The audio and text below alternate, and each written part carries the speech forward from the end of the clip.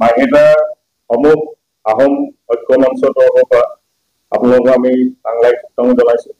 আমি আপোনালোকক মাতি অনাৰ উদ্দেশ্য হ'ল অহা 9 নৱেম্বৰ তাৰিখে মাৰ্ঘেৰিটাত টাই আহোম জনগোষ্ঠী জনজাতিকৰণৰ প্ৰদানৰ দাবীত আমি বৃহৎ এটা জোৰ সমদলৰ কাৰ্যসূচী লৈছো। কাৰণ আমাৰ জন্মস্বত্ব অধিকাৰ, আমাৰ জনজাতি, আমাৰ প্ৰাপ্য, আপোনালোকে জানে ইতিমধ্যে আমাৰ টাই মূল্যৰ আমি 7টা থালৰ ভিতৰত ইতিমধ্যে 6টা থালক জনজাতি মৰ্যাদা প্ৰদান কৰিলে। একমাত্ৰ আহোমকে জনজাতি মৰ্যাদা প্ৰদান কৰা নাই আৰু আমি তাৰ বিষয়ে কঠোৰ বিৰোধ কৰিছো। ইয়াৰ আগতো আপোনালোকে জানে আগন্তুক দিনবিলাকতো এই বৰ্তমান যিখন বিজেপি চৰকাৰ তেখেতলোকে আমাৰ 6 জনগোষ্ঠীক জনজাতিকৰণ দিম বুলি শাসনৰ গাদীত বাগজৰি লৈছিলে। বাগজৰিত থকাৰ পিছত আমাৰ তেওঁলোকে মুখ ৰোজা মাৰিলে। আজি দিন কালি দিন জনজাতিকৰণ দিম বুলি আজিলৈকে আমাক দিয়া নাই। কিন্তু আমি এতিয়া সিদ্ধান্ত লৈছো, চূড়ান্ত সিদ্ধান্তত আমি উপনীত হৈছোহি।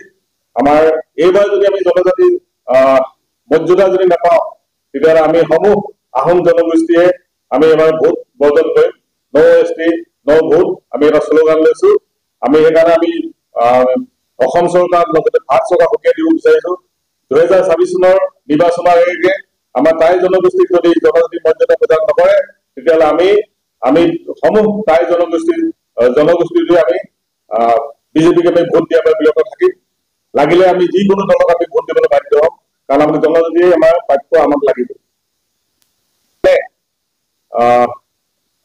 আমাৰ যি আদিত্য ঠাকৰে যি বিৰোধ কৰি আছে, যদিও আপোনালোকে জানে ইতিমধ্যে সংবাদ মাধ্যমে গম পাইছে আমাৰ নতুনকৈ BTSC যি আপোনাৰ প্ৰধান হ'ল সাগ্ৰামৰ মহিলাই কৈছে, আপোনালোকে জানে মিডিয়াৰ যোগেদি আহোমক টাই আহোমক জনজাতিৰ মৰ্যাদা প্ৰদান কৰা বা 6 জনগোষ্ঠী জনজাতিৰ প্ৰদান কৰা আমাৰ কোনো আপত্তি নাই বুলি সাগ্ৰামৰ মহিলাই ডাঙৰ কৈছে। তেওঁ এজন বড়ো সম্প্ৰদায়ৰ লোক, কিন্তু তেওঁ আমাক এই কথাটো কৈছে।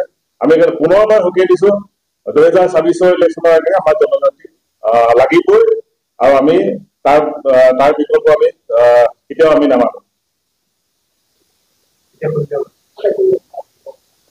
আপোনালোকে ইতিমধ্যে গম পাইছে টাই আহোম জ্ঞাতিবৰ্গৰ সৌজন্যত আমি মাৰ্ঘেৰিটাত এটা টাই আহোম জনগোষ্ঠীৰ জনজাতিকৰণ আৰু স্বায়ত্ত শাসনৰ দাবীত বিশাল জোৰ সমদল কাৰ্যসূচী আমি ৰূপায়ণ কৰিবলৈ লৈছো।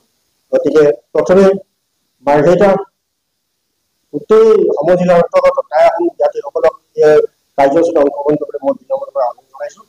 আৰু আমি আশা কৰিছো এই 2026 চনৰ নিৰ্বাচনৰ পূৰ্বে চৰকাৰে টাই আহোম জনগোষ্ঠীক জনজাতিকৰণ প্ৰদান কৰিব। যদিহে নকৰে তেতিয়াহ'লে আমি 2026 চনত বিজেপি চৰকাৰক উফৰাই দিবলৈ আমি বাধ্য হ'ম। জনজাতিকৰণ আমাৰ প্ৰাপ্য, জনজাতিকৰণ আমাৰ কাম্য। টাই আহোমসকল জন্মস্বত্ব অধিকাৰ আছে জনজাতিকৰণৰ বাবে।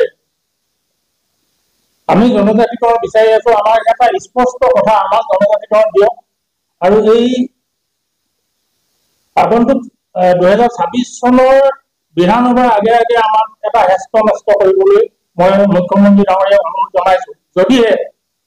যদিহে এই 2026 চনৰ আগত জনজাতিকৰণৰ এটা হেষ্ট নষ্ট নকৰে তেনেহ'লে আমি তেওঁলোকক বিদায় দিবলৈ, ইতিমধ্যে আমাৰ উপৰোক্ত বক্তাই কৈ গৈছে, আমি বিদায় দিবলৈ অসমৰ প্ৰায় 50 পৰা 80 লাখ আমি সষ্টম হৈ আছো। আৰু দ্বিতীয়তে এটা কথা হৈছে, আপোনালোকৰ জৰিয়তে মই কৈ দিব বিচাৰিছো, আমি সামাজিক মাধ্যমত দেখি আছো যে বীৰ লাচিত সেনাৰ 4-5জন সদস্যক ইতিমধ্যে গ্ৰেপ্তাৰ কৰিছে। গ্ৰেপ্তাৰ কৰক, আমাৰ আপত্তি নাই। তেখেতলোকে অপৰাধ কৰিছে, তেখেতলোকক গ্ৰেপ্তাৰ কৰিছে, আমাৰ আপত্তি নাই।